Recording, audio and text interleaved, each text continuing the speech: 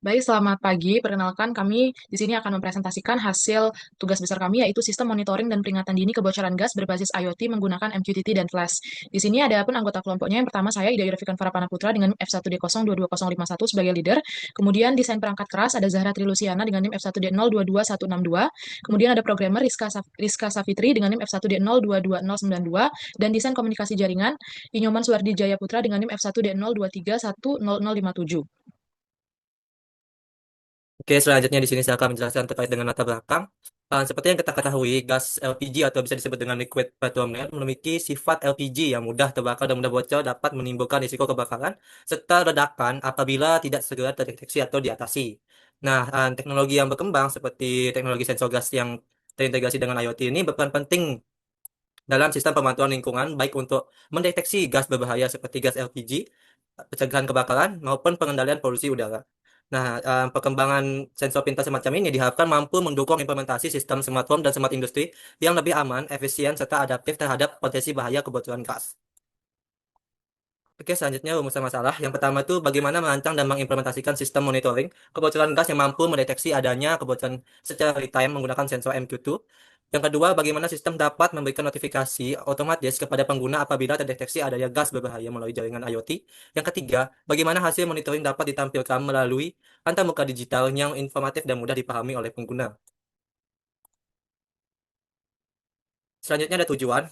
Di sini tujuan kami ada tiga. Yang pertama itu untuk merancang dan membangun prototipe sistem pendeteksi kebocoran gas dengan memanfaatkan sensor MQ2 yang berhubungan pada mikro berbasis IoT. Terus yang kedua, untuk mengimplementasikan sistem yang mampu memberikan peringatan otomatis kepada pengguna melalui notifikasi digital ketika kebocoran gas terdeteksi. Yang ketiga, untuk menyediakan antarmuka berbasis web menggunakan framework Flash yang dapat menampilkan data konsentrasi gas secara real time.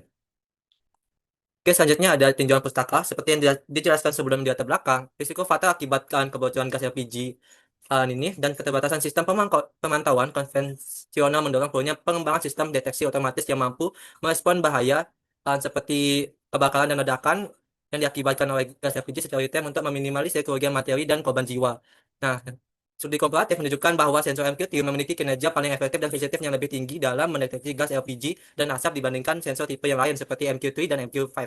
Uh, Integrasi mitochondria ini juga dengan mekanisme keamanan ganda seperti solenoid valve untuk menutup aliran gas otomatis dan kipas ventilasi untuk membuang akumulasi gas terbukti meningkatkan efektivitas pencegahan kecelakaan. Selanjutnya akan dijelaskan oleh rekan saya. Baik, selanjutnya ada metodologi yang dimana di sini ada blok diagram. Jadi ini terbagi menjadi tiga, yaitu ada input, proses, dan output.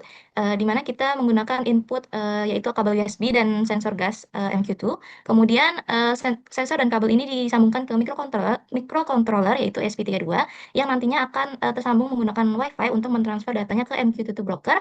MQTT broker yaitu HiveMQ. Kemudian nanti akan diteruskan ke aplikasi server yaitu Flash. Dan nantinya output yang dihasilkan ada tiga, yaitu ada LED merah dan hijau yang akan menyala sesuai kondisinya masing-masing. Kemudian ada buzzer yang akan menyala jika nilai gas terlampaui batasnya. Kemudian ada dashboard berupa web browser yang nantinya akan digunakan untuk monitoring secara real time. Selanjutnya ada rancangan perangkat keras. Di sini kami menggunakan Tinkercad untuk mendesain rancangan keras sementara. Dan di sini kami menggunakan Arduino Uno karena keterbatasan alat. Namun di dunia nyata kami menggunakan ESP328266. Kemudian ada MQ2, sensor pendeteksi gas. Kemudian ada buzzer dan LED sebagai aktuator. Lalu ada Wi-Fi, kabel jumper, breadboard, dan kabel USB. Selanjutnya ada rancangan perangkat lunak, di mana di sini ada flowchart. Yang pertama prosesnya adalah sensor membaca kadar gas yang mudah terbakar seperti LPG, asap, metana, CO, dan lain-lain. Kemudian akan diperiksa nilai gasnya jika kurang dari 550 ppm, maka LED hijaunya akan menyala. Namun jika nilai gasnya di atas 550 ppm, maka LED merahnya akan menyala dan buzzer juga akan menyala. Kemudian ada rancangan dashboard juga di sini, di mana yang pertama ada nama judul webnya yaitu gas detection dashboard. Kemudian di sini ada tiga kartu utama. Yang pertama di paling kiri itu ada status terbaru. Jadi jika eh, nilai gasnya itu masih di tahap aman, maka dia akan menampilkan kata safe. Namun jika sudah melebihi batas, maka akan menampilkan danger. Kemudian yang di kartu tengah, di sini ada nilai kadar gasnya, eh, di mana dia akan menampilkan angka kadar gas dengan ppm. Kemudian yang di paling kanan di sini ada waktu terakhir update-nya. Lalu di paling bawah ada grafik. Di sini akan menampilkan grafik dari kadar gasnya ppm yaitu ppm, kemudian ada danger dan warning. Yang selanjutnya akan dijelaskan oleh rekan saya. Baik, ini adalah hasil dari perancangan atau hasil prototipe yang telah kami buat, di mana secara program juga sudah berjalan.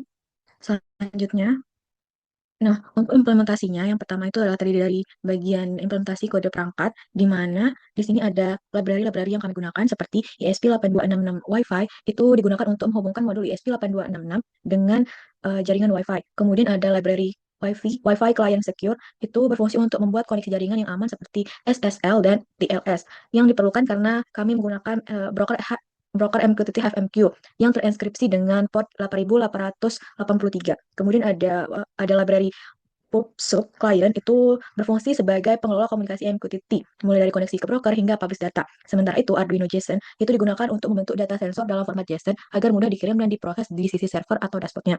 Kemudian di sini kami melakukan konfigurasi Wi-Fi yang mendeskripsikan variabel SSID dan password yang digunakan. Kemudian untuk konfigurasi MQTT-nya, berisikan ada variabel char yang berisikan nama atau link dari MQTT servernya, kemudian port yang digunakan. Nah, di sini juga harus mendaftarkan user dan password yang tersambung ke MQTT HiveMQ Broker.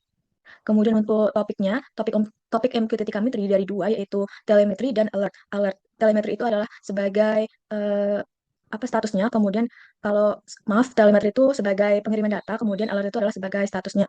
Di sini kami juga mendefinisikan pin yang dikonfigurasikan ke perangkat, di mana ada MQ2 itu artinya mendefinisikan atau mengkoneksikan perangkat ke pin A0, kemudian ada LED green itu ke pin D6 atau pin 12, kemudian LED red itu D7, dan buzzer itu D2.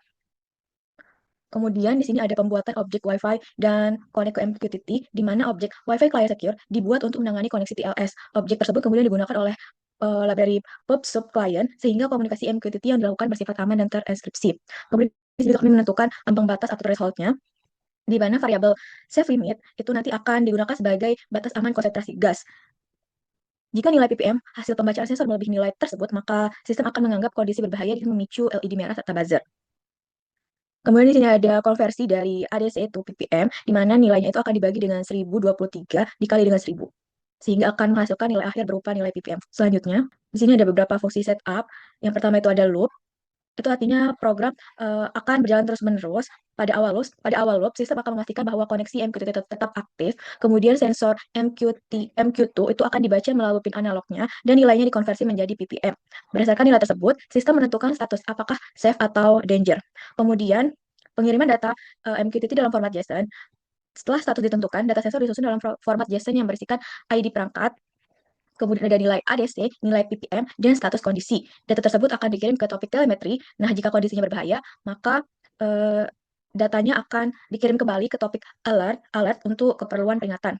Kemudian sebagai penutup atau siklus dari loop-nya itu, program akan menampilkan nilai ADC dan ppm serta status di serial monitornya.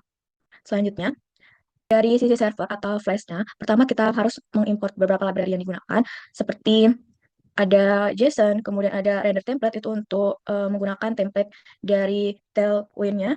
Kemudian ada SQLite untuk database, ada JSON, kemudian ada threading, request, kemudian ada PAHO MQTT untuk connect ke MQTT-nya.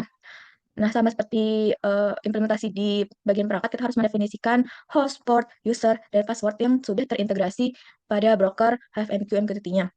Di sini juga kita mendefinisikan topik gasnya yang terdiri dari dua, yaitu telemetri dan alert. Selanjutnya, di sini ada topik MQTT dan database-nya. Variabel topics itu akan berisikan daftar topik MQTT yang akan disubscribe, seperti gas dan telemetri. Kemudian variabel database itu akan menyimpan nama file database SQLite yang digunakan untuk menyimpan seluruh data telemetri. Kemudian untuk inisialisasi aplikasi Flash, di sini ada beberapa fungsi. Ada fungsi save, itu untuk menyimpan data hasil pembacaan sensor ke database. Kemudian definisi fungsi on connect itu untuk memanggil secara otomatis ketika klien connect ke MQTT-nya. Kemudian ada fungsi on message, itu untuk payload pesan yang masih berbentuk byte, kemudian akan diparsing menjadi objek JSON. Dari data tersebut, nilai device seperti ppm, kemudian ada status itu langsung dikirimkan. Kemudian di sini ada fungsi MQTT thread, itu untuk menjalankan klien MQTT secara terpisah dari sisi server flashnya. Klien MQTT tersebut akan dibuat menggunakan versi callback terbaru, kemudian diaktifkan dengan mode TLS agar koneksinya aman. Kemudian setelah itu, username dan password MQTT diatur. Nah, fungsi on connect dan on message itu akan didaftarkan terlebih dahulu. Kemudian, jika klien sudah terhubung ke broker HiveMQ, maka server akan meneruskan data yang diterima dari MQTT itu tanpa henti. Kemudian di sini ada routing halaman utamanya yang akan menghasilkan endpoint atau API. Endpoint digunakan untuk menampilkan halaman utama pada web dashboardnya. Ketika endpoint nanti diakses, maka Flash akan merender template dari index.html yang sudah kami siapkan sebelumnya, yang berisikan tampilan monitoring gas, grafik, atau indikator status kondisi lingkungan. Selanjutnya, nah dari sisi dashboard juga, di sini kami telah menyiapkan template dari Tailwind yang bisa disesuaikan atau di-adjust sesuai dengan kemauan kita.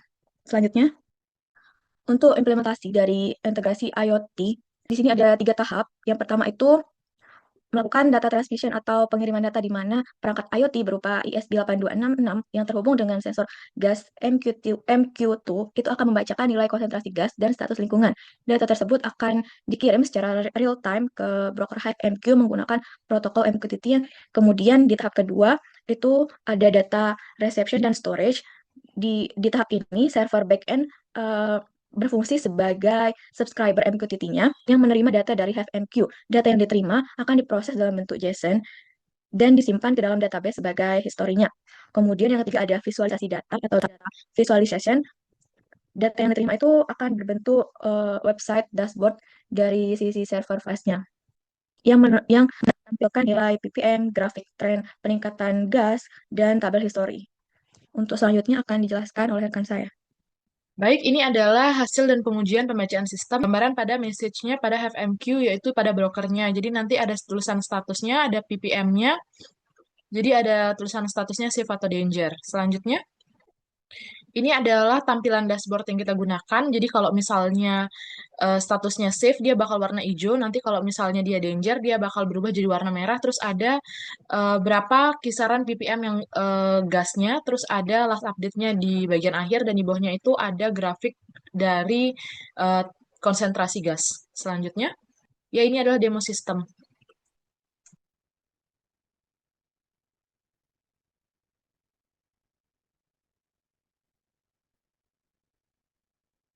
Jadi pada pembahasan yang pertama tentang analisis hasil uji, yaitu sensor MQ2 berhasil mendeteksi gas dengan peningkatan nilai ppm pada saat gas didekatkan.